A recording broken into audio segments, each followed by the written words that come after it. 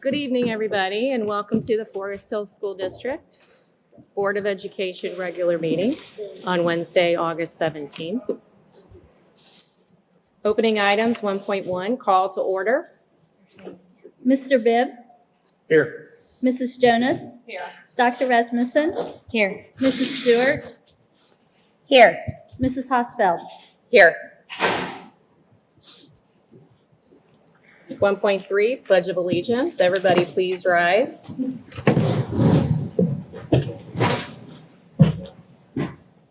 I pledge allegiance to the flag of the United States of America and to the republic for which it stands, one nation, under God, indivisible, with liberty and justice for all.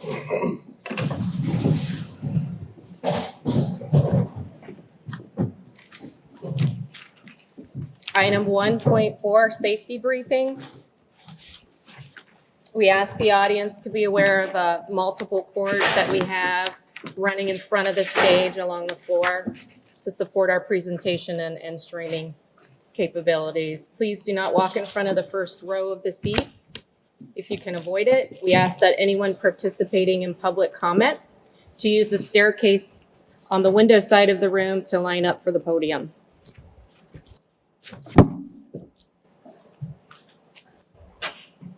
Motion to adopt the agenda. I'll make a motion to adopt the agenda. Second. Mrs. Stewart? Yes. Mr. Bibb? Yes. Mrs. Jonas? Yes. Dr. Rasmussen? Yes. Mrs. Hosfeld? Yes. 3.1, approval of minutes. Items 3.1 through 3.9 meeting minutes are primarily for the hiring process for the superintendent position. Do I have a motion to approve the minutes for items 3.1 through 3.9? I'll make a motion to approve items 3.1 through 3.9. Second. Mrs. Stewart? Yes. Mr. Bibb? Yes. Mrs. Jonas? Yes. Dr. Rasmussen? Yes. Mrs. Stewart? I'm sorry, Mrs. Hosfeld? Yes.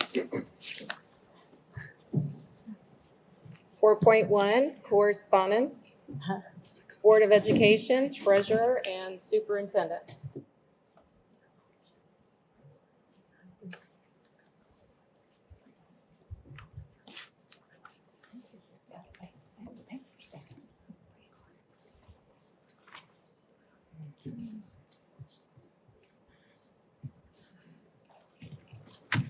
I do want to just acknowledge quickly that we did this evening receive a petition to repeal the Culture of Kindness resolution.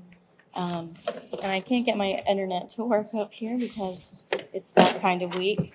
But I think it has something like close to 2,000 or 3,000 signatures. And I just wanted people in the audience to know that we did receive it, we've seen it, and thank you for sending that in.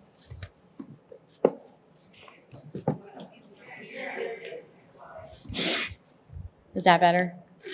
No? I don't know, what did we do? Talk to my teacher voice? Teacher voice. I just wanted to take a minute to acknowledge that we did receive the survey, sorry, not the survey, the petition to repeal the kindness resolution. The actual name is escaping me. And I can't get my internet to pull up, but I think it was close to 2,000 or 3,000 signatures, 3,000. Thank you. So I just wanted to acknowledge that we did receive that this evening. Every board member should have it, as far as I can tell from my email record. So thank you for sending that.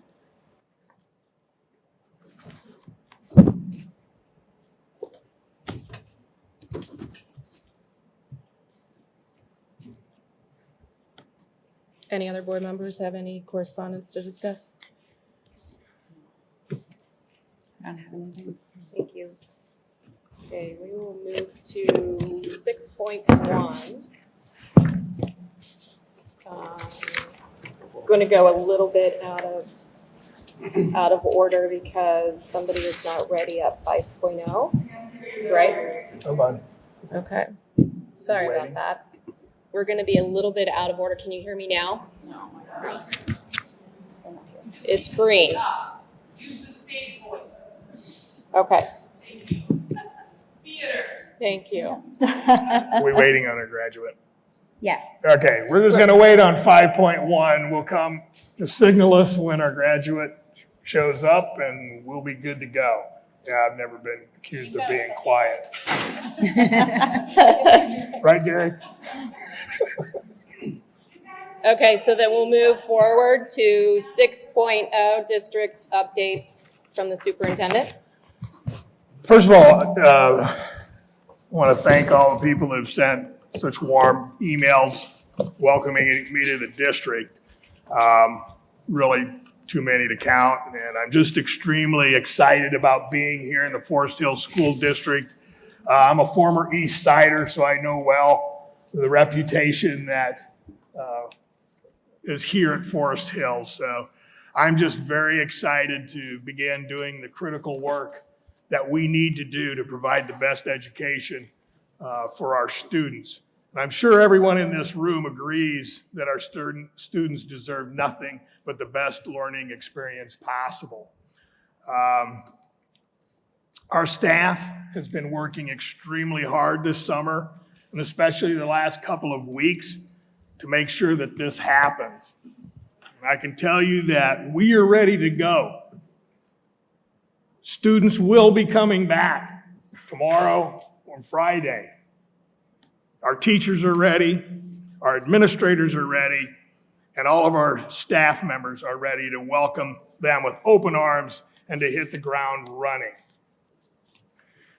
I've shared with administrators and our entire staff earlier this week that our goal is really pretty simple. And that is that Forest Hills School District will be the very best district in the state of Ohio. And for this to happen, everyone in this district needs to be focused on excellence. You can think of it as the AAA of excellence. Excellence in academics, excellence in the arts, excellence on the athletic fields. And as we succeed in each of those areas, our students will be the beneficiaries, and Forest Hills will continue to be the shining light that it should be and a destination district for families to be raised. We talked a lot about leadership, both in the classroom, as administrators, on buses, in the cafeteria, and in the hallways. We talked about how much or how critical it is for leaders to create a culture that drives behavior, which will produce results. I didn't make that up. That belongs to somebody else. I just stole it. It's called the performance pathway. If you reverse engineer it and you think about it, exceptional results come from exceptional behavior. And exceptional behavior is driven or sustained or it's energized by exceptional culture.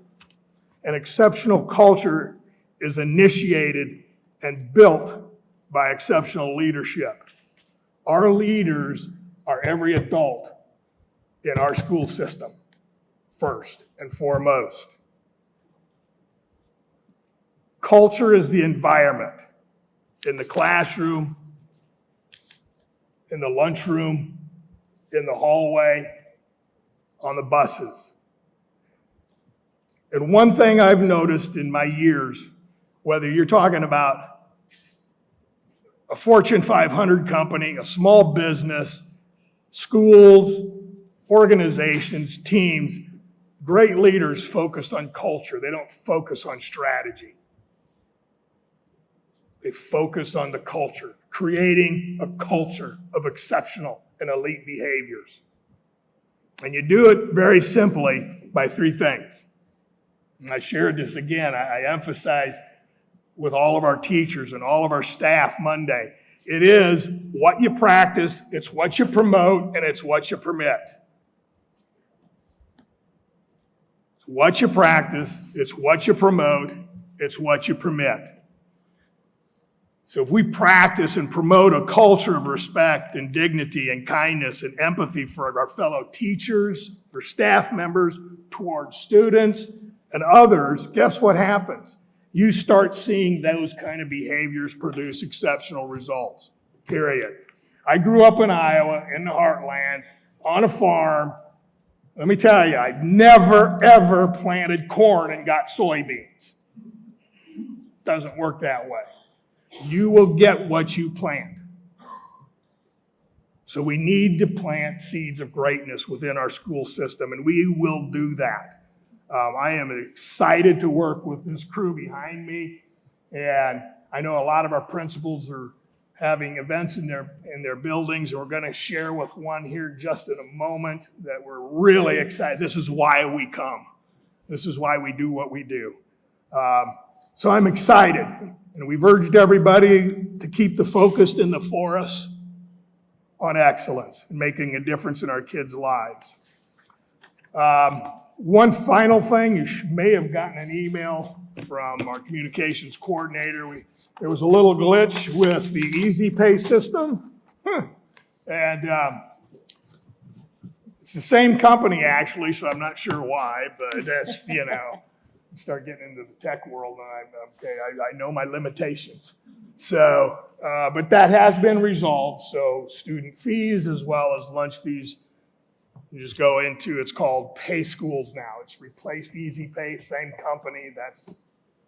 That's how they're evolving. So hopefully that's okay. If there's a question, just check with your building principal, your building office. They can help you out. And that's really my update.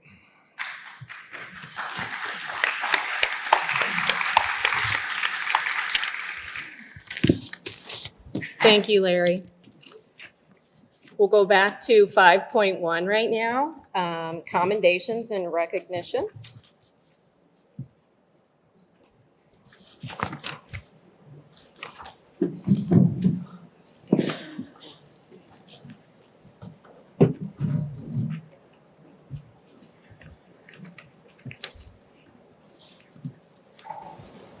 Good evening. Board of Education, Superintendent Hook, I appreciate the opportunity to be in front of you tonight. I cannot think of a more perfect time for us to have this meeting. As Mr. Hook had mentioned, in a couple of days at Turbot High School, we will have over 310 incoming freshmen starting their high school career, and excited and celebrating that next step in the chapter of their life. Tonight, we get to celebrate a young man that has officially finished his high school career and is earning his diploma. In May, we have a graduation ceremony. And each year we have a handful of students who are looking forward to that ceremony and excited about it, but unfortunately fall just short of meeting the state requirements as far as credits they need. And at that time, those students have a choice. They have a choice to say, I'm done, and move on, and not worry about that diploma. Some make a choice to enjoy their summer, and in the fall, when it's time, they'll figure out how to earn that diploma. And then we have some that take the initiative to continue to work, to do everything they possibly can to meet those standards laid out by the state of Ohio and earn that diploma so that they can be officially awarded it as soon as possible. We have a young man beside me here, Floyd Gibbs, also known by many as JK. I tell you, this is my 18th year here at Forest Hill School District, and he is probably in the top 5 students as far as the growth I have seen from the time they walked into our building till the time they have left. It is pretty incredible. And I can't begin to tell you how proud I am of this young man. This summer, he came into Turbot High School and worked his tail off on, quite honestly, a subject matter that probably he's not too excited about. It wasn't one of his most favorite subjects to do, but he did it. He worked hard. I think his mom even took pictures of him at home, doing the homework, doing everything that was expected of him. And when he came in, he was prepared and ready to learn more. Tonight, we are proud to be able to present him his diploma. So, I would like to make a motion. Excuse me, I guess it's tonight. There we go, you got to turn the right side of the page here. The following student has completed all requirements for the diploma from Turpin High School. It is recommended the board approve granting of a diploma to Floyd J.K. Gibbs. I'll make a motion to approve the granting of a high school diploma to Floyd J.K. Gibbs. Second. Thank you.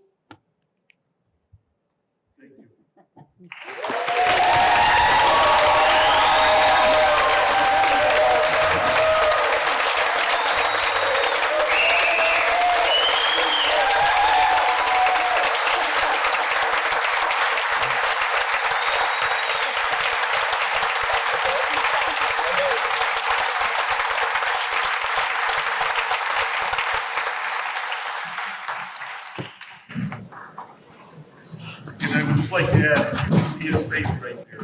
Yeah. The excitement this young man has, and how important that piece of paper, that diploma is. I mean, I think that's a reflection of all the hard work he's put in, and all the effort of many of his teachers, and many of them are standing up in the back row. They have invested time in him, and love JK, and appreciate what he's done.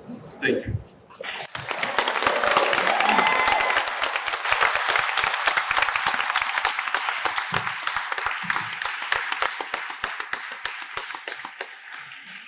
Calling roll on the motion. Mrs. Stewart? Yes. Dr. Rasmussen? Yes. Mr. Bibb? Yes. Mrs. Jonas? Yes. Mrs. Hosfeld? An astounding yes.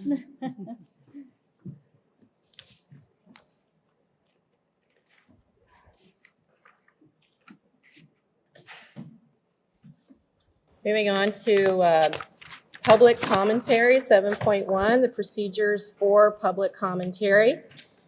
The board is committed to conducting its meetings in a productive and efficient manner to assure that meetings is complete in a reasonable amount of time, while also recognizing the importance of fair and adequate opportunity for public input. In order to conduct an orderly and fair representation of expression, the board will provide a period of public participation per policy PO 0169.1 at every regular board meeting. Public participation will be a total of 30 minutes. Each speaker will have 3 minutes, time limit. If there are more than 10 speakers, individual times will be adjusted down to fit within the 30 minutes. If several people wish to speak on the same topic, the time limit may be adjusted at the president's discretion. Thank you. So it looks like we have, let's see here. We have a total of 8. I will call your name, and maybe you guys, whoever speaks, can go line up next to the officer against the windows. We have, first up, Amber Mays. Second, Nikki Zellen. Third, Tara Burke. Fourth, Alex Piccola.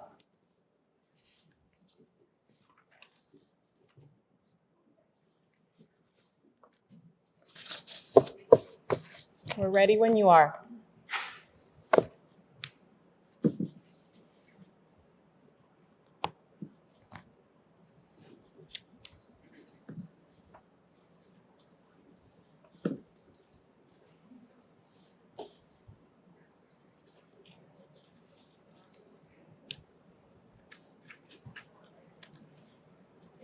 No. It's on. Okay. Okay, all right. So I didn't plan on saying this, but Mr. Hook, you made a great point about the 3 A's, and that we have to plant that seed and that culture to have that. So your kids right there are in the school here. I want them to have the best. That's why I am here. I don't think that's possible to have that in this district with the resolution that you guys have passed. I think you plant a seed of hatred, of cruelty, of evil, of bullying. And I've seen it when I've been here tonight for back to school bash. Wearing a shirt that simply says this: you created so much division in this community that it is I mean, you gotta start preparing now, it's gonna be beyond prepared. You've completely messed it up. It's crazy what you guys have done to this. And while I'm aware you probably can't, discuss matters of ongoing litigation, I'm gonna ask you again, as I have before, to overturn your decision and repeal the resolution that you call the Culture of Kindness Resolution. That really plants that seed of hatred. So that my kids can start off their school year tomorrow in a safe and welcoming learning environment. If you're unable to repeal the resolution, then the only next logical step is that I ask that you step down from your positions that you're clearly not qualified to do. This is now a laughing stock of the country, thanks to certain members of this board. I'm sure you've all seen it. The whole nation has seen it and is laughing at us as a school district. People have come to me personally and said, why in the world would you have Black children in that school? That is a danger to them. People have come to me and said this. That's what you've created here in this district. You've made reckless decisions. I know homeowners and business owners now selling their homes or looking to move their business elsewhere. And I don't know how we plan on funding a school when no one wants to be here. Where are you going to get your tax dollars from to fund it? Nobody wants to be here this year. I mean, unless your goal was to run everyone off of diversity and you only wanted the straight white Christians here, in which case you've done a great job. You've done an absolutely great job of that. So that's it. I asked you to either overturn the resolution or step down from your jobs that you're not qualified to do. Thank you.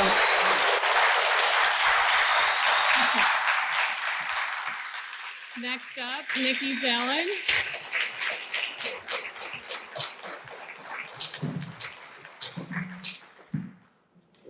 First, a shout out to my history teachers at Silver Lake Regional High School in Massachusetts for teaching me critical thinking skills and asking tough questions.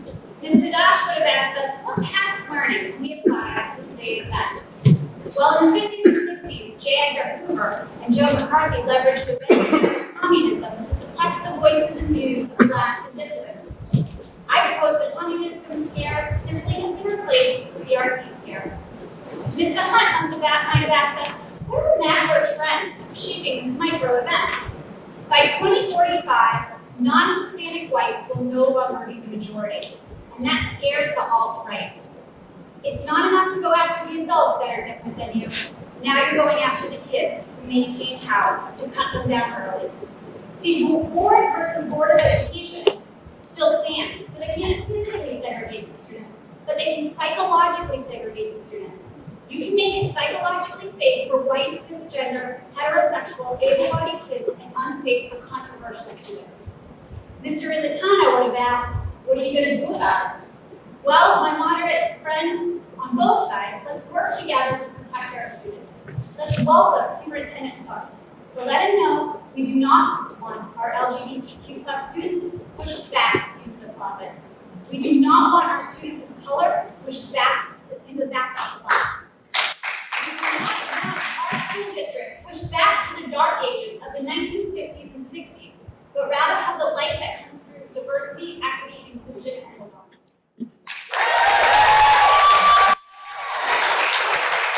Thank you, Mrs. Zellen. Tara Burke.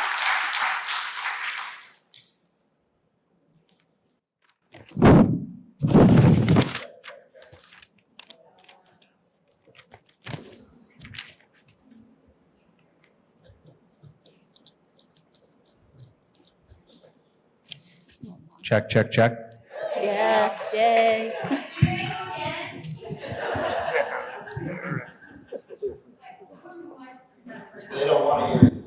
Good evening. Good evening, members of the board, administrators, and community. My name is Tara Burke. I have 3 students here in Forest Hills School District, very proud parent in Forest Hills. But this evening I'm here to speak to you on behalf of over 3,000 members of our community who have joined together to respectfully ask you to rescind the resolution that this board adopted on June 22nd. Together, we have signed the following petition. We, the parents, students, and members of the Forest Hills School District community, demand the immediate repeal of the so-called quote, culture of kindness, resolution that was passed by the school board 3-2 on June 22nd, 2022. This resolution will harm the students in our community by censoring curriculum and putting student educational experiences at odds with standards set by the AP College Board or the Ohio Department of Education. It bans teaching about identity and racism and expressly forbids anti-racism in teaching, staff training, and hiring practices. Also in conflict with express guidance of the Ohio Department of Education published guidelines. Our school district faces a mental health crisis, and we will not stand for resolutions or policies that are detrimental to our students' learning and feeling of belonging in the classroom. The resolution has already been publicly criticized by recognized, respected organizations such as the Intellectual Freedom Foundation because of the danger it poses. The National Underground Railroad Freedom Center, along with the YWCA of Greater Cincinnati, distributed a near immediate review of the resolution. We ask you to please join us in saying yes to our students and no to banning anti-racism and opening the school district up to endless lawsuits because of the broad scope of this resolution. In an effort to protect the rights of all students, and again, that is the express language of the petition that over 3,000 of our community members joined me in signing. Now, in an effort to protect the rights of all students, and teachers, and the whole community, I understand that several community members filed a lawsuit in federal court against the board, individual board members, and the school district, and I also understand, as the media has reported, that the district has agreed to, quote, to quote, take any action or enforce, implement, or attempt to enforce or implement the resolution. This temporary hold on the resolution, while the district continues to use our precious dollars and resources, is simply unacceptable. Our community has spoken loudly and clearly. Thank you, Mrs. Burke. I appreciate your statement. Alex Piccola.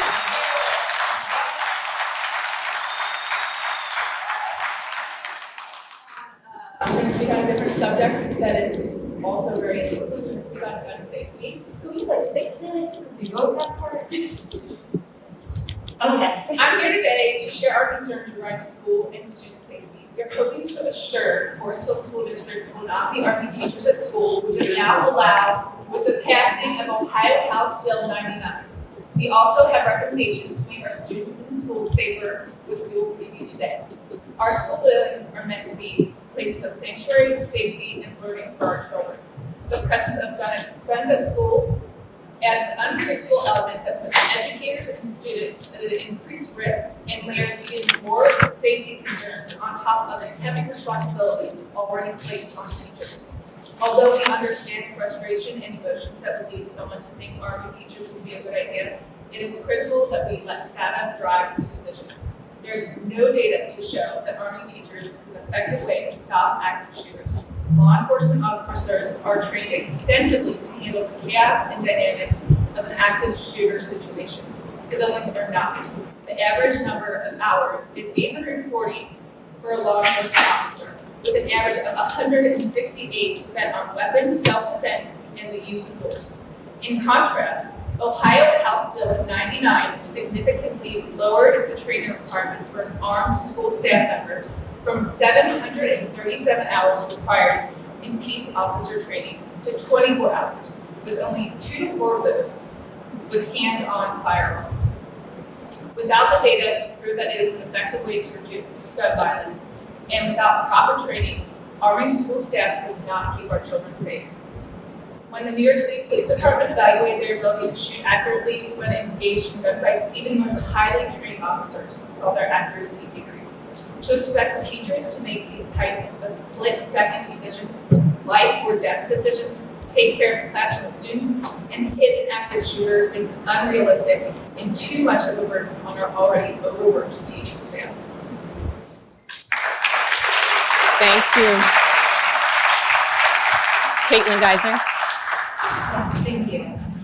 I was previously employed as a teacher and then as a school-based mental health therapist, and I can speak to the fast-paced environment of working in a school. And so to echo what Alex has already said, it would be unrealistic for a civilian such as myself to effectively use a gun in an active shooter situation. But that's not really our only concern in this district. We know that the likelihood of having a mass shooting in our schools is very low. They only make up less than 1% of total gun violence in schools. What you and we all sadly know, is that death by suicide is a much more likely event to happen in our district. Forest Hill School District has experienced 7 completed deaths by suicide since 2017. And increased access to mental health services is an important solution, but equally important is decreased access to firearms and medications, which are most often used in suicide attempts. I'm employed by Cincinnati Children's Hospital, and my office is located at Anderson Health Pediatrics as their on-site mental health therapist. The majority of my patients are FHSD residents. Although you're aware of 7 completed suicides in your districts, you might not be aware of how many interrupted and aborted suicide attempts actually occur in your district. I regularly meet with students and families in the district you serve because of suicidal ideation, and I share with them evidence-based recommendations to reduce suicide risk. Here are some facts. Unsupervised teen access to firearms triples the risk of death by suicide. Of youth who complete suicide, 82% use a firearm from their home. 50% of suicide survivors made that attempt within just 20 minutes of their decision to commit suicide. This information means that eliminating unsupervised youth access to firearms significantly reduces a young person's risk of death. I have talked to many gun owners about this all of the time, and some confirm that they have safe practices, their guns are not accessible in the home. But unfortunately, many tell me that's not the case. I've spoken to many of the students in your district and who have told me they know where their parents' firearms are located, they have access, and they thought about using them.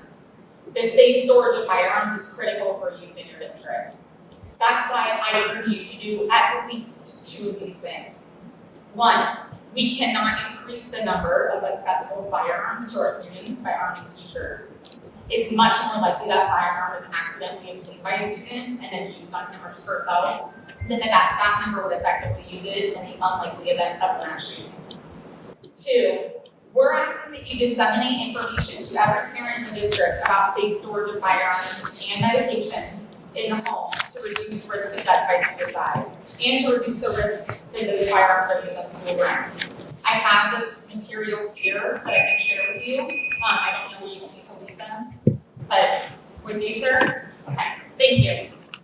Thank you.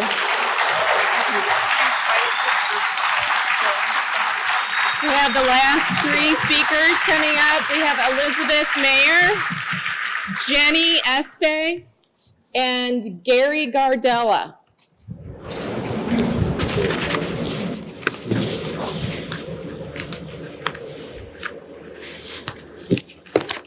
Yes.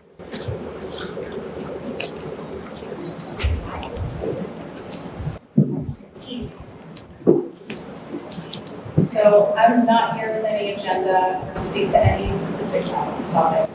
So that can feel good. And I'm not here to represent any group. No one actually represents. I'm here because tonight is a fresh start.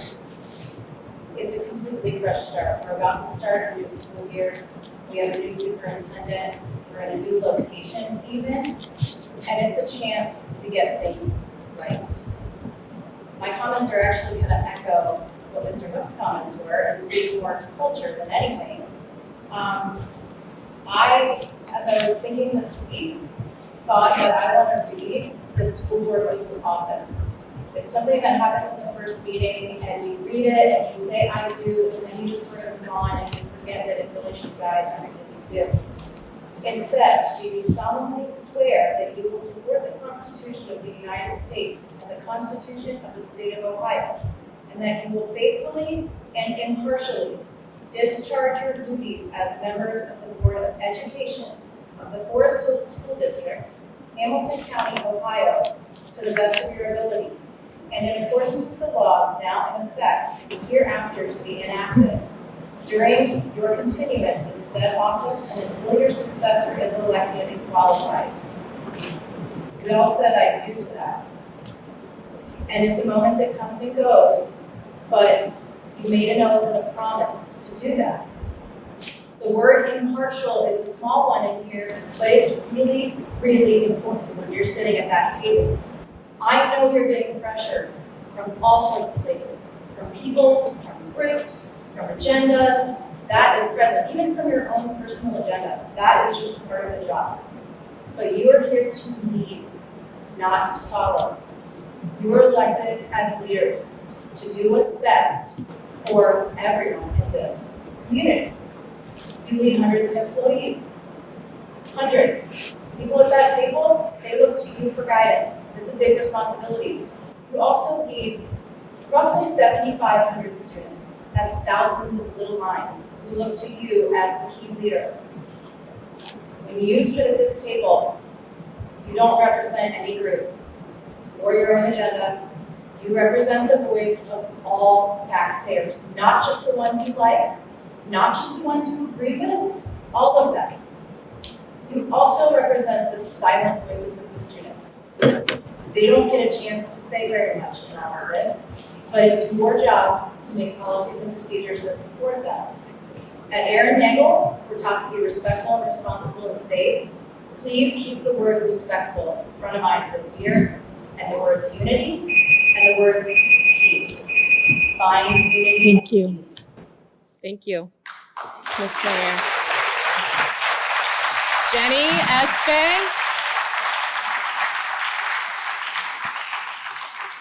Yes. Jenny? Yes. Thank you, and I wanted to.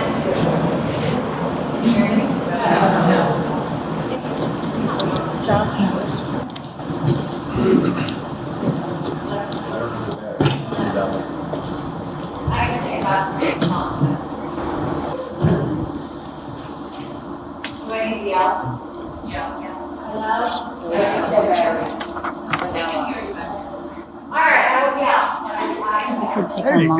So, I don't really have an agenda either. I kind of avoided these meetings because they literally get my blood pressure so high and it's so toxic. Welcome. Superintendent, and thank you to Scott Farland for seeing us. So, I want to just start by saying I was going to go to the dollar store, and I myself included, and buy meters. So I want everybody to hold their hand up when you be a school teacher. Pretend like it's a meter. Okay. I had somebody who was up here earlier, somebody who paused and said, we've had 7 suicides. 7 suicides. 7 young people that have thought, I can't do it. Okay? So we're doing something wrong as the adults. When we look in the mirror, we include it. Because we as adults act like idiots. We are acting horribly to each other, and the apples don't fall too far from the tree. Okay? I'm realizing that I get older too. But this community is tough. This community is tough, and I am one of those people that has my car in the apartment. I can't do that. I have 3 children that were in Forest Hills. I have 1 that's left, 2 years left. And I'll be ready. I'll be ready when he's time. My oldest went to SCPA, which is a great school, because she wanted to go to the arts. She had a great basis at Forest Hills. She had amazing teachers. The standards are super high, and she did well, and she's still a great school. I credit the teachers for that. My son will stay. My youngest is at Springer, because the services for ADHD should be on your to-do list, and there's a lot of other things that we feel like we need to worry about, like diversity or people being different, heaven forbid. Our world is different. The United States is different. We all look different. If we were blind, we'd find a way to say somebody speaks funny or they smell funny or something. And then this thing of kindness. I just want to laugh. We have know kindness in our community. I mean, it's that, to be honest. I am so, and it's embarrassing. I have coworkers that are like, wait, what's going on over there? What's going on over there? Because we're in the news every other day for stupid behavior, and it's adults. So what are we projecting to our children? Really inappropriate behavior. So I do want to address the teachers and what they're given is the best they can for those that have ADHD, any type of challenge. But when you're spitting out standardized test scores in a room full of kids that struggle with standardized tests, and they get to compare scores, it's not good for self-confidence. Thank you very much. Gary Gardella? I didn't see Gary. No, Well, he was here. he was. No longer. Hey, Gary left the house. Yeah, Gary? Nope. no Gary. Okay. Thank you. Okay, moving on to business operations, 8.1, Xavier University Syntest Center event agreement. John Eckert.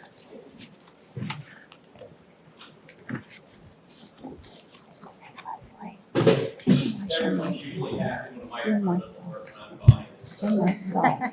So I'll be good here. I have 3 items today, and the first one, 8.1, is an action item that we have to do separately because of it's a contract with Xavier University, and Dr. Rasmussen has to be out, so it cannot be part of the consent agenda. So the first 8.1 is asking the board to accept the contract for the graduation, the 23 graduation at the Cintas Center, and on May 27th. And then Turpin will graduate at 3:30, and Anderson will graduate at 7 p.m. So at this point, I'm asking the board to accept the contract. I believe we have to take action. Yes.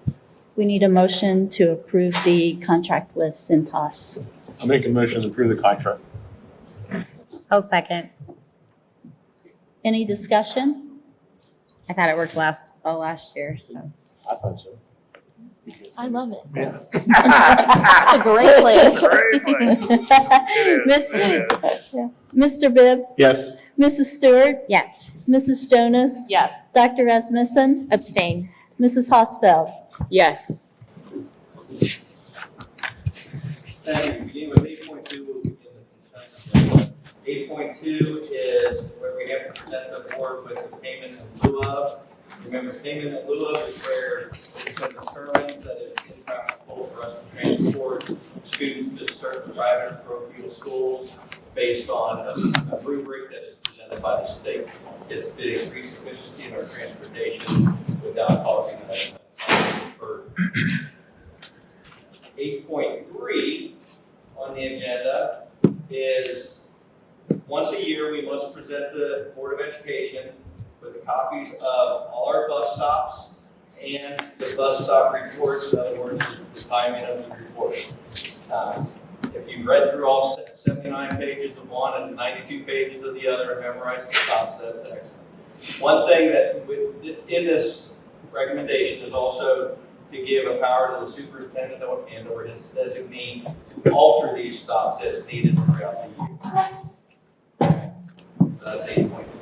If there are any questions on 8.2 or 8.3, at this point, we're just looking for the board to approve it as part of the consent agenda.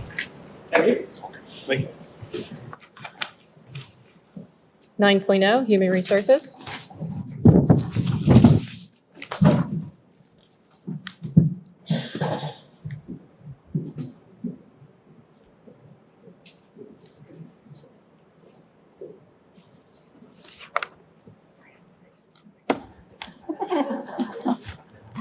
Good evening to the board. Draw your attention to the HR report as attached, and just make a couple highlights. First, we had a phenomenal orientation for our certified and our classified staff new to the district last week, and a rousing group on Monday, and all set for a great year. I will say it has been a busy hiring season, as is always the case in the late spring and into the summer. We brought in 87 new individuals to the organization, which is a lot of work, but a lot of good work and time spent doing good by our kids in our community. So we're excited for the new folks joining us. And I would just draw your attention to the first item on the HR report. Lisa Horn and Pat Novak, and thank them for their years of dedication and service to the organization. Both of whom will be retiring at the end of this school year. So, questions? And, motion is to approve the HR report. Thank you. Well, this This is begins a the consent. consent. Yeah. No mic, no motion. We got a lot of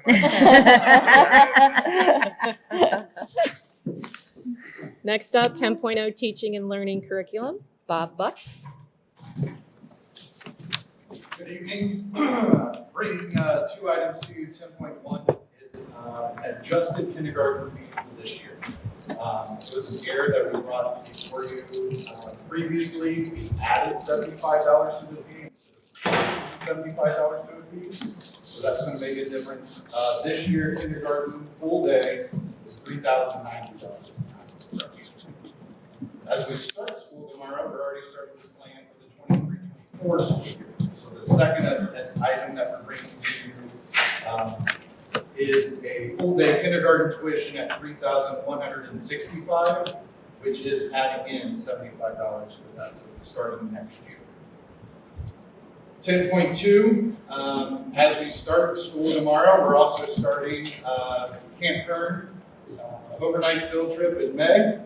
So we have the dates for May 3rd through the 5th for Aaron Summit Elementary, May 8th through the 10th for Mercer and Wilson Elementary, and May 10th through the 12th for Maddox and Sherwood.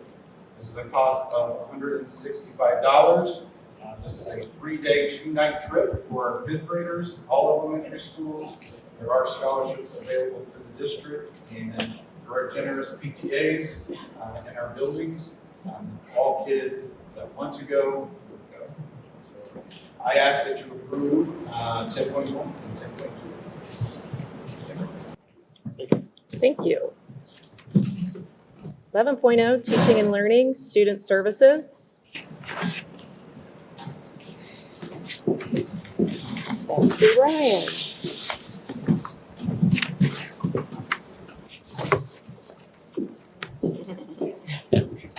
Careful.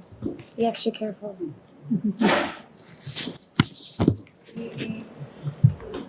Student Services has 6 items to present to you this evening. We're going to start with 11.1. This is an item to approve a resolution agreement that you have previously reviewed that is required to be kept confidential pursuant to FERPA, the revised code, and IDEA. Item 11.2 is an overnight trip request. Thank you. This is Anderson High School requesting 50 students and 5 chaperones from the high school orchestra travel to New York City, New York, to attend the New York City tour, which consists of both a performance and clinic and a number of tours of the city of New York. This is a $1,148 cost per student. I'm going to add that there are fundraising opportunities available for the students as well as booster support to support these fees. The trip will take place on March 16th through the 20th, which is a Thursday through a Monday. And World Strides Travel Agency is supporting this trip. Item 11.3 is another overnight trip. This is Turpin High School requesting permission for 15 students and 2 chaperones from the German-American Partnership Program, known as GAP, to Wolfenbüttel, Germany. I hope I pronounced that correctly. That's taking place at the beginning of the summer, 2023, June 1st through the 17th. And this is for our German or our GAP exchange program. Students the fee is $2,000 per student. There are fundraisers available for this trip as well as scholarships. Students do have to complete German 3 to participate in this exchange. And then in the fall of 2023, we will host the German students that we are traveling to see this summer. I'm going to make sure I've included everything in that trip for your information. Yep. 11.4 is a big international trip by a great trip leader who I believe is with us this evening.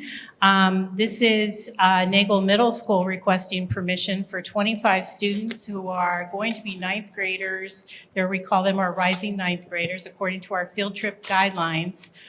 We do approve trips of eighth graders after the spring break of their eighth grade year.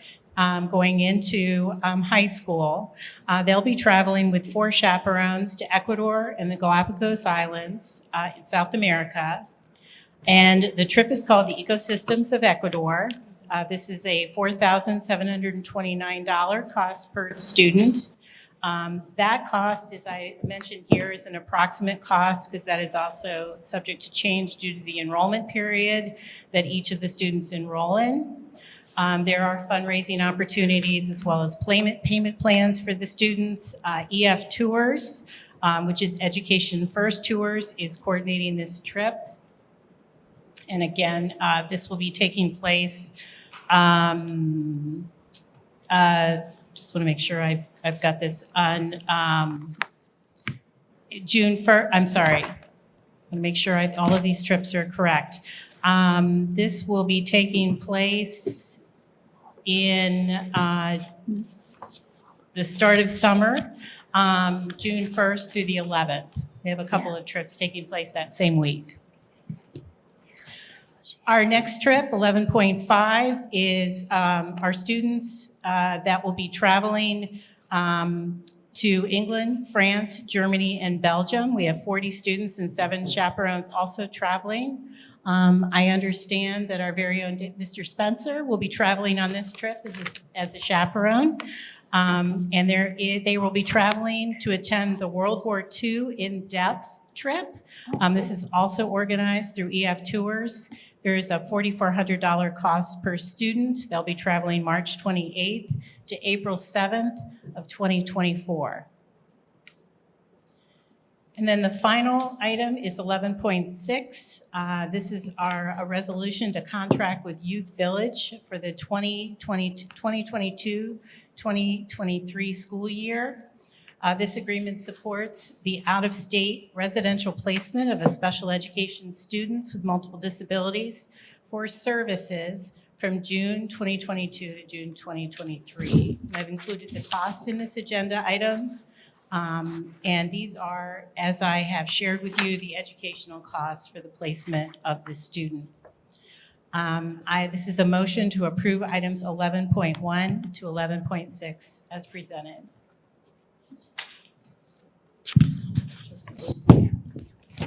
Thank you, Betsy. Item 12.0, Treasurer's Report. We have 2 months of financials to bring with you tonight, so we're going to start with our June financials. Item A presents a donation from the Anderson High School PTO to support after prom at the high school. Item B is the statement of board accounts, which presents all funds activity for the fiscal year to date. This report tonight presents a full year's worth of data for our fiscal year just ended this past June 30th, our 21-22 school year end data. As you can see on the report, the general fund finished the year with a cash balance just shy of $18.9 million. Items C, D, and E present the general fund detail, which of course is our 5-year forecast fund for the month data and fiscal year to date data ended June 30th, 2022. As you can see, we finished the year within our projections. Revenues were up slightly, and that was primarily due to the fact that we were very conservative when we estimated our Medicaid revenues. Medicaid revenues run a couple years behind. A couple years ago, we had COVID. We were a little concerned that we wouldn't reach the levels that we did in the past. And we were about $200,000 shy of last year's $1 million in Medicaid revenue. But still, we had forecasted a greater deficit than that. So we were happy with that news. In addition, while revenues were up, expenditures were down, which of course helps cash balance. So the expenditures were down mainly to the fact that our staff does take very much care when they spend their budget, and we do ask them to please look for cash efficiencies and return what of their budget was not needed to the general fund. So again, that is the explanation for expenditures being down just slightly. The June 31st bank reconciliations and investments are presented in items F and G. And item H requests board approval of an expenditure that did not issue a prior PO in accordance with the Ohio Revised Code. Of course, state law requires that we have expenditures. That in order to make an expenditure, there needs to be a PO in place prior, and if not, the board has to officially approve that expenditure. So that's the what we're bringing to you in item H there. So while those were the last monthly reports, the next report, moving right along to our new school year, which is going to start tomorrow. But for us, our fiscal year starts July 1st. Item A presents a donation to Turpin High School in the amount of $1,100, and that was in support of the math and special education departments. As I said before, the statement of board accounts presents all funds activity for the fiscal year to date. And of course, the one for July has only 1 month of data. And this is the report, though, where you can watch the cumulative activity of the financial activity in all district funds, just not the general fund, because the next reports do tend to zero in on our largest fund and our operating fund, the general fund. So item C presents our general fund receipts for the month of July. And as typical, July is a high cash flow month, as this is when the county auditor begins to distribute the summer tax collections. Of course, we get 2 collections from the county, one in the fall, one in the spring. We wish every month was like this. We received just under $20.5 million as an advance. So it would be nice if every month could be this high of a cash flow, but this was as expected. Items D and E present the expenditures in the general fund by function and object for the month of July. And as budgeted and expected, the district spent just under $6.2 million from our general fund during the month. July 31st bank reconciliations and investments are presented in items F and G. Item H we bring to you once a year. This is, of course, the list of our school building cashiers that do the accounting, collecting fees and such at the school during the year. The next 2 items, item I and J, are again annual approvals that we bring to you, and these are for the annual transfers. Item I is for the $150,000 that is transferred to our workers' comp service fund. We are self-insured for workers' comp, and this is the amount we set aside every year to take care of expenditures for workers' comp. Item J is our permanent improvement transfer of $345,000 into our permanent improvement fund. I respectfully request that you approve item 12.1 as part of the consent motion, which includes items 8.2 through 12.1. Can I ask a question first? Sure. It's actually not even for you, it's for Betsy. The field trip to Turpin that goes to England, France, Germany, Belgium, is that in 2024? Okay, I'm just making sure it wasn't a typo and it wasn't in the spring. Okay, just wanted to make sure.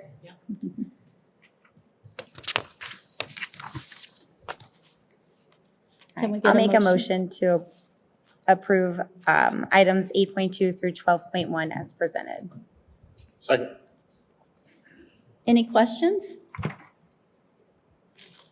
Mrs. Stewart? Yes. Mr. Bibb?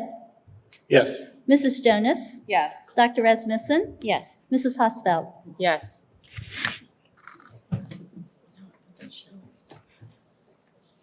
Up next, 13.0, board discussion.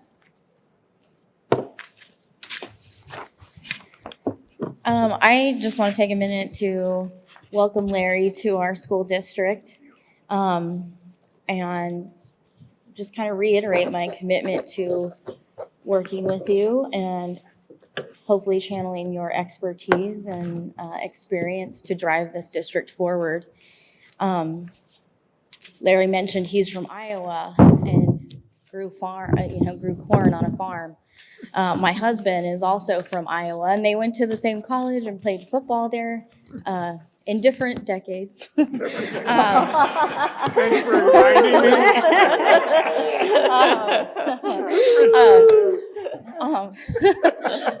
I am so sorry. But, you know, my husband's also from a very large farming family, and your words are very true and they speak to me. But I also know that from my husband's family and their farming that the corn doesn't always come up every year. It takes a lot of care, down to the type of seed and all sorts of things that I learned about early in my time in Iowa. I lived there as well. And so that's just all that I kept thinking about as you were speaking, because your words are so true.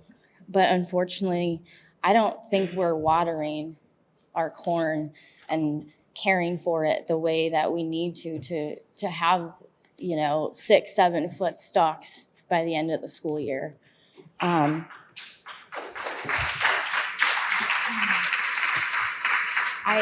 want that to be true. I want that to be true. I want the corn to come up. But we're sitting on a resolution that shuts down conversations, that shuts down really services that help students. Kids are bullied often because they're different. So if a kid goes to a teacher and says, "This is happening to me. By the way, I'm gay and they are making fun of me because of that," or my skin color is different. What does the teacher say? The resolution bans those types of conversations. And as somebody pointed out very painfully, we have lost 7 students since 2017. I've had to take 3 of those phone calls since I've been on the board. It is absolutely gut-wrenching. 2 of those calls came within days of each other. I was out with my girlfriends axe throwing, which I highly recommend. And I got the second call and I could not believe that I was taking another call days later to tell me that a student died by suicide. That student was different.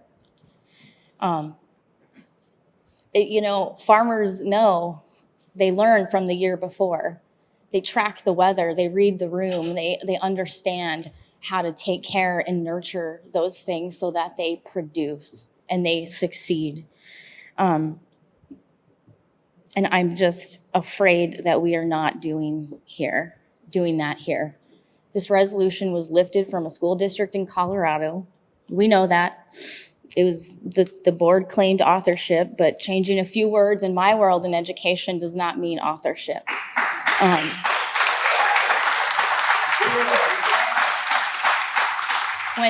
When you all leave here, I want you to Google this name, Christopher Rufo. Christopher Rufo, he has a website, and on his website, he details exactly how this political astroturf is being used in school districts across the country. He created it. And there on his website is a link for how school boards can create policies just like this. It is all there. Christopher Rufo. That is real. That is what we're dealing with. Just this morning, actually, I learned that UCLA, their law school, developed a tracker to identify school districts that are under attack from Mr. Rufo's work. And guess who's on it? Us. It's fake. It is fake and it is harmful to children. And 3,000 community members is something. It is. Those kids right there mean something to me.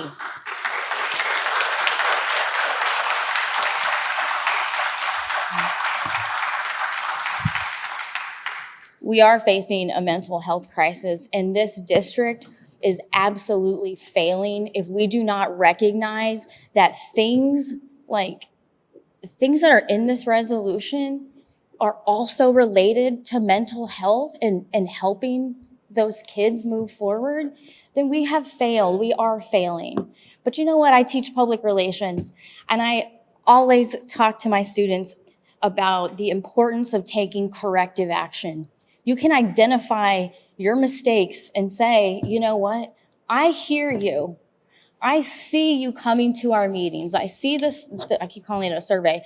I see the petition. I see the op-eds. We just had another op-ed from a student at Stanford who graduated from our district last year, just this weekend in the newspaper again, calling it what it is. I urge my colleagues to take corrective actions. 2 cases I teach about at school all the time are SeaWorld, and my students know my obsession with SeaWorld. And if you've seen the documentary Blackfish, you know what I'm talking about. I'm not gonna go into that because I'll talk about it for 5 hours. But SeaWorld listened, and they have completely changed course, because that's what you do. You pay attention to your audience and you respond to their needs. And in this case, it's even worse because you are our taxpayers and we represent you. And just like Elizabeth, my former colleague, said, we don't just represent the people we don't like or that we do like. We represent everyone. I know that Elizabeth and myself got phone calls all the time from people who supported us and didn't support us, who were mad at us because we didn't play that game. We just didn't. You did what was best for the district. And sometimes individual agendas or political agendas get in the way, and it is our job to push that aside and focus on our kids, period. And our kids are showing up.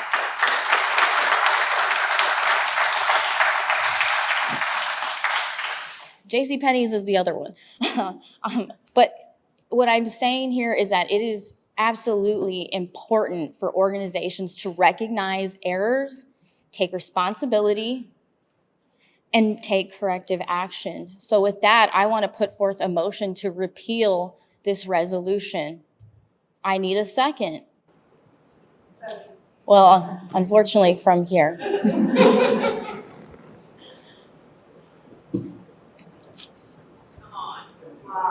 God, what a bunch of clowns. Clowns. Racist clowns. Shame on you.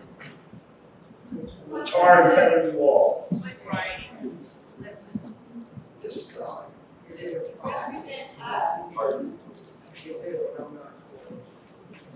Bullshit. Disgusting. Violent. Shame. Not me, I'm happy.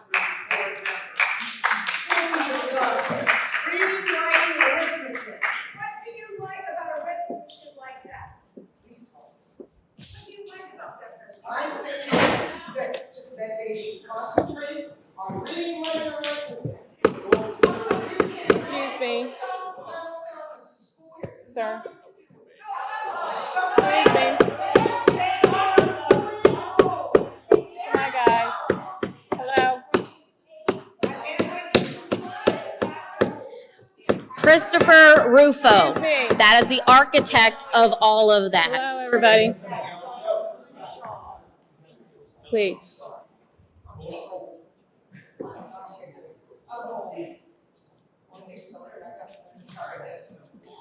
let's move on. Any other board discussion? We're going to move on to 13.2.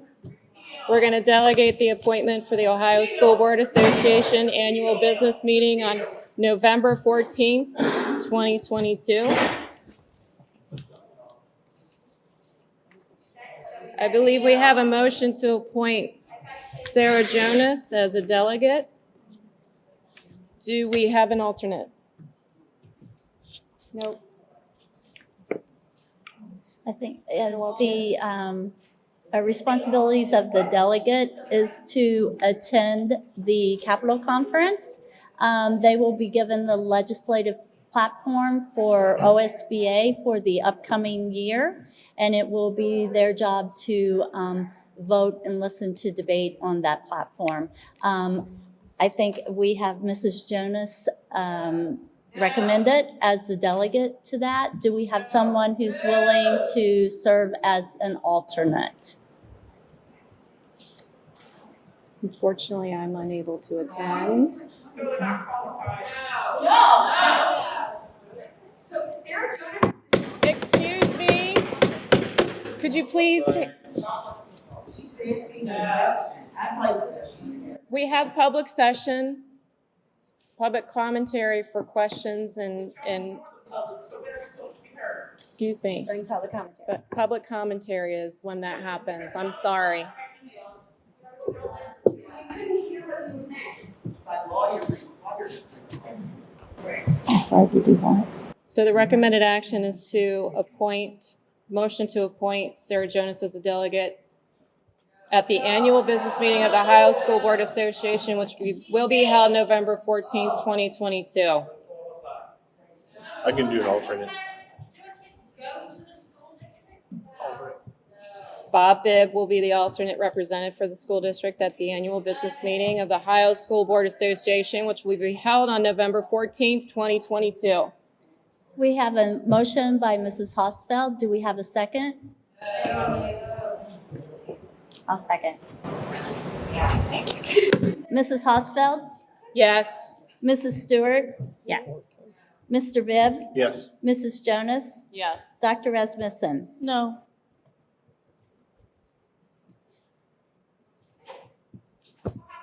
Item 14.0, reports to the Board of Education. 14.1, legislative liaison reports.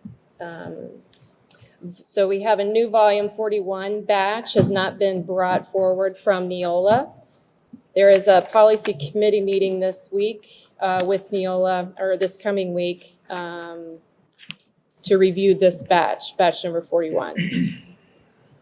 Item 14.2, teaching and learning committee report. That's me. All right, so we met on July 27th, and I was actually very excited about this meeting, and I believe I called everyone to talk to you guys about it. We discussed the culture of learning, and we talked a lot about collaboration with focus on more alignment in secondary education.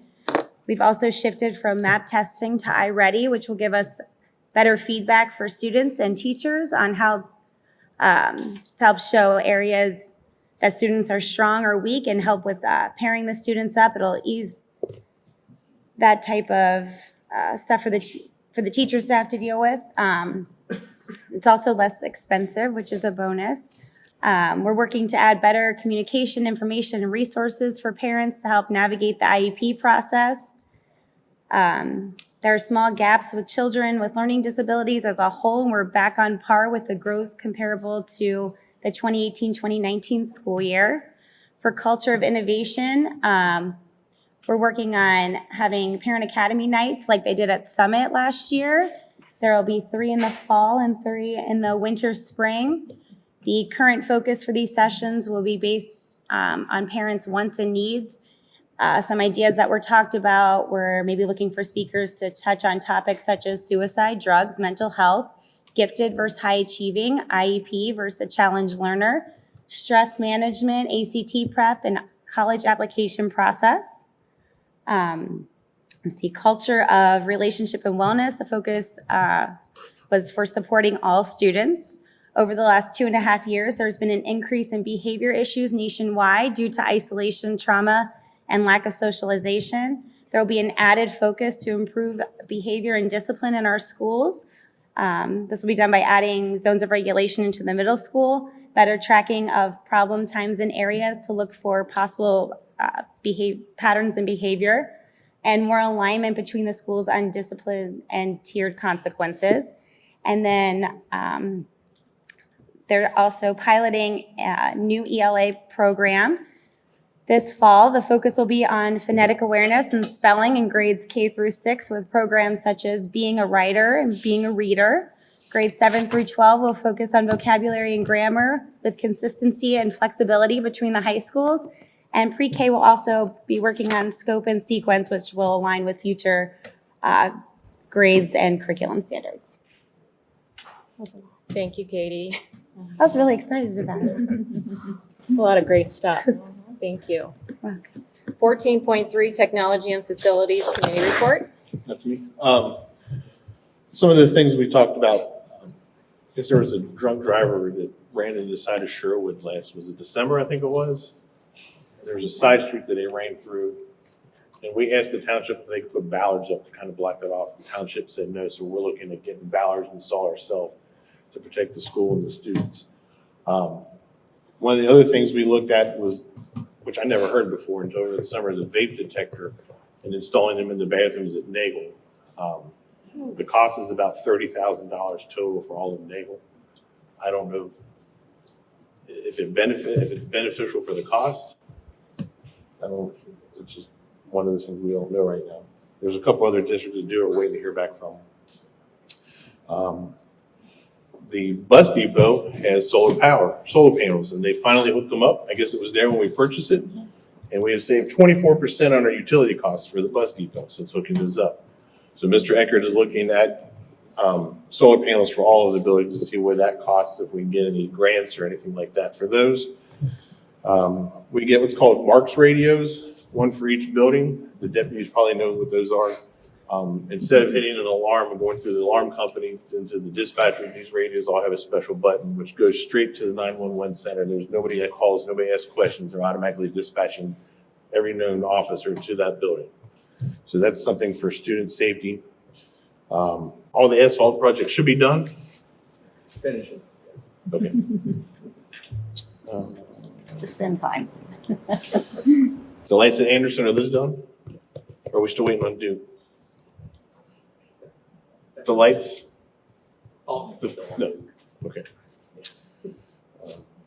And that's about it. That's the gist of what we did. Thank you, Bob. You're welcome. 14.4, Forest Hills Foundation Report. Good evening. My name is Stacey Gillard, and I'm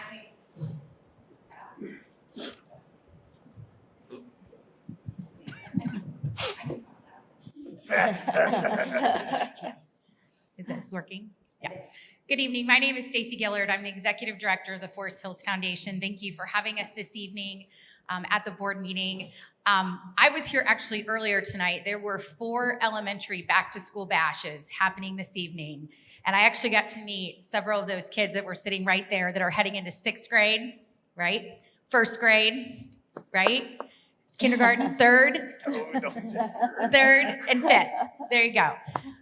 So it's so great to meet parents and see the kids. And on behalf of the foundation, you know, it is our mission and our values really speak to how we are student-centered. And that's what we're about. It's for the kids. And so it was exciting to meet those kids tonight and many others as well. So I did want to start off by saying that we're excited to do some big things together this year for the kids. And I'd also like to report that we did do some big things this year. And so on behalf of the foundation and all of our donors, the foundation raised over $340,000 this year to support the students.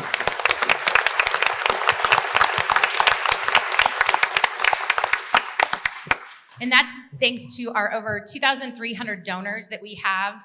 That includes parents, that includes staff, that includes community members, that includes local businesses. and how these individuals and groups came together to say, kids matter. We did a lot of fundraising around student health and wellness this year, particularly mental health, and people just really showed up. So on behalf of the foundation, we just want to say thank you to our donors that continued to make supporting kids a priority.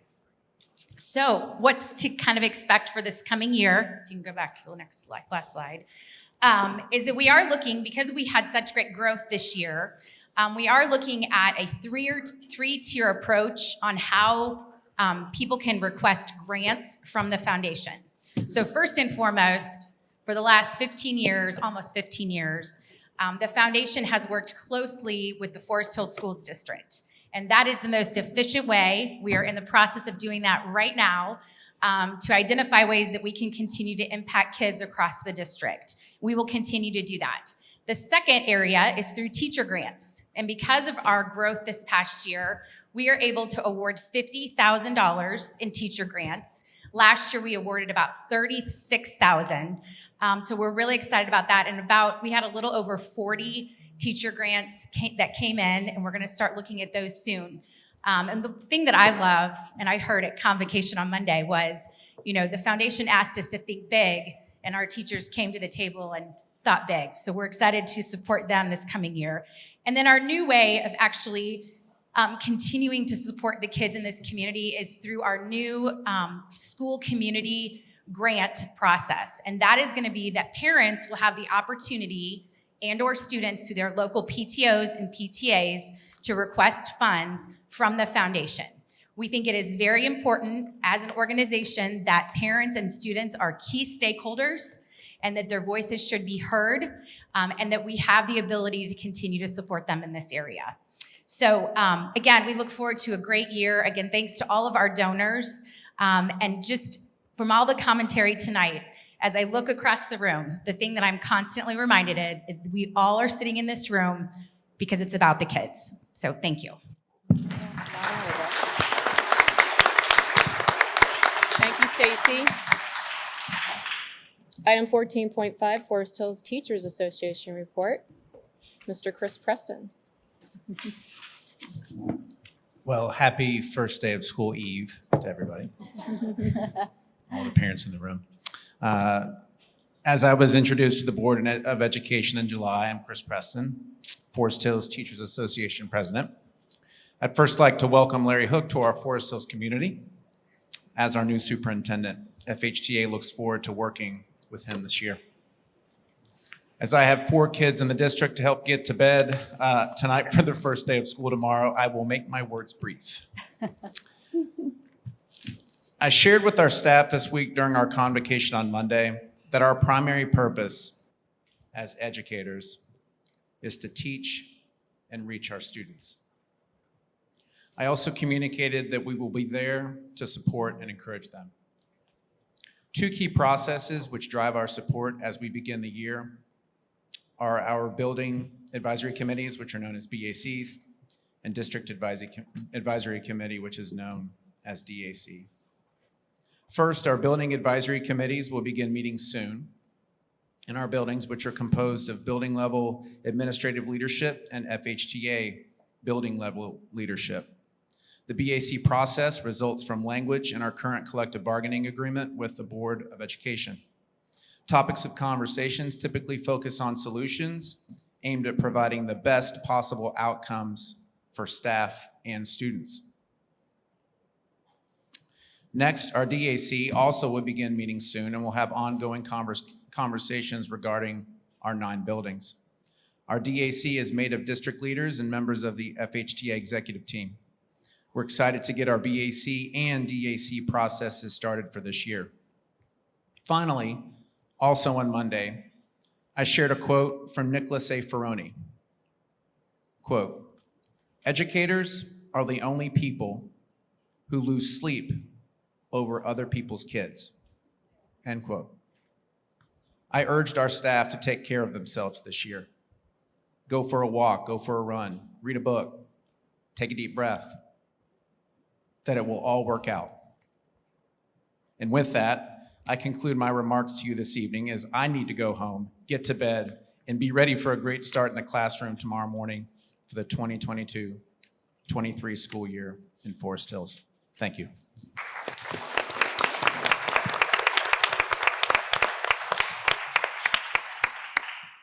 Thank you. 15.0 executive session, we will not be having this evening. 16.0 adjournment. 16.1, next regular board meeting is September 21st, 2022. 16.2, motion to adjourn. I will make a motion to adjourn. Second. Mrs. Stewart? Yes. Mrs. Jonas? Yes. Mr. Bibb? Yes. Dr. Rasmussen? Yes. Mrs. Hosfeld? Yes.